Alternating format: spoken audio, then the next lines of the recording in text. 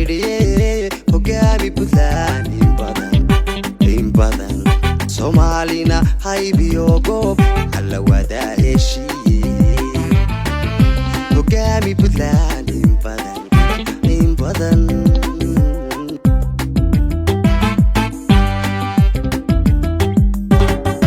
adada furay hananka isbriyada horseeday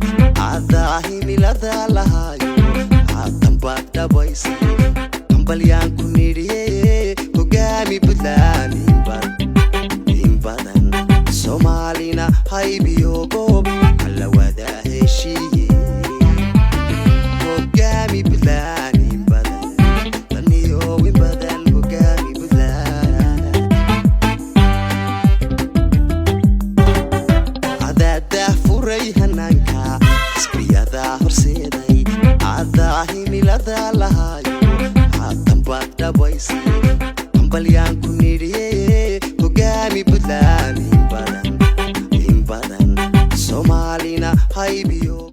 waxaan runtii ka mahad celinaynaa sida diiran oo aad u ballaaran oo kalgacalka leh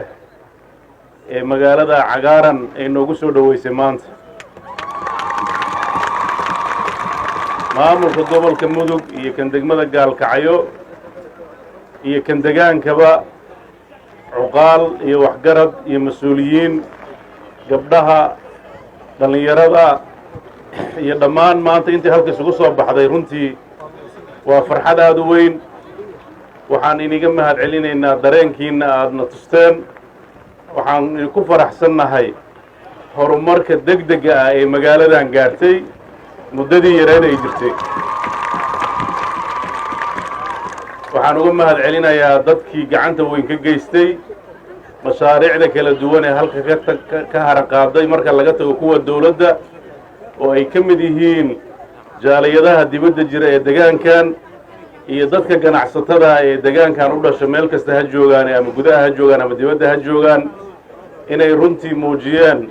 isku tashi ballaaran oo ay ka haqabtireen baahidii bulshada ay u baahneed haddii ahaan leed degaan iyo haddii ahaan leed tacliin iyo arrimaha kale degaano badan waad ka nasiib badan tihiinoo magaaladii caasimadda oo ahayd gobolka Mudug oo aad ka tirsanaydeen qarkaa u saaran tihiin wax badan inima dhaafaan inta badan kuwa ku jira oo ka fogo laamiga ka fog cabashooyin badan baa ka jiray laakiin waxaan rajaynaynaa idinku inaad nasiibkiina si fiican u hesheen waxaan ku faraxsanahay bulshada degaankan degan degaano badan oo gobolka Mudug ah iyo meelo kaleeto gobollada kale Puntlandna degan waxaan uga mahad celinayaa sida wanaagsan ee uga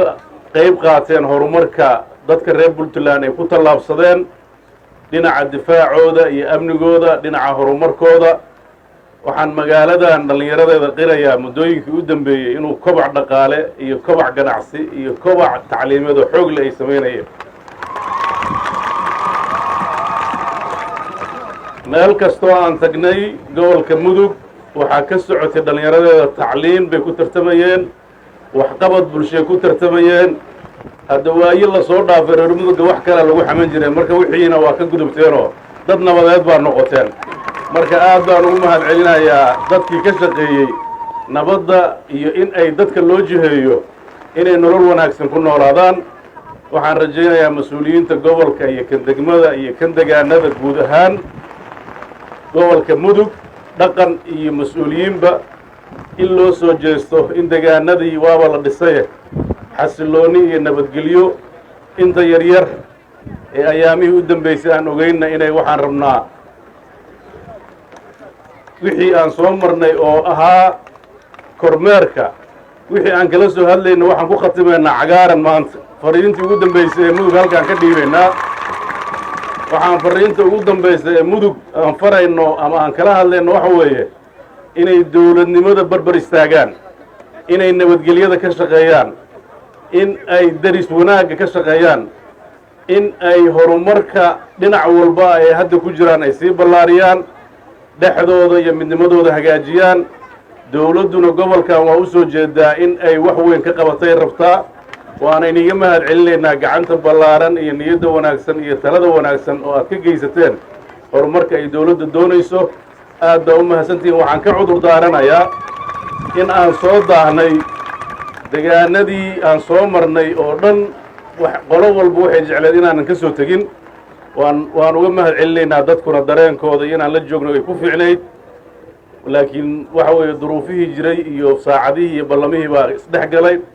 waan ognahay ilaa saaka inaad diyaargarow iyo taagni ku jirteen oo aad ka raalli ahaanaysaan, laakiin waxaan ku faraxsannahay inaan idinkoo weli xamaasad yahay inaan idiin nimaannay. waxay annagana na sii gelaysa xamaasad dheeraada. aad baa u mahadsantihiin. wasalaamu calaykum waraxmatullaahi wabarakaatu.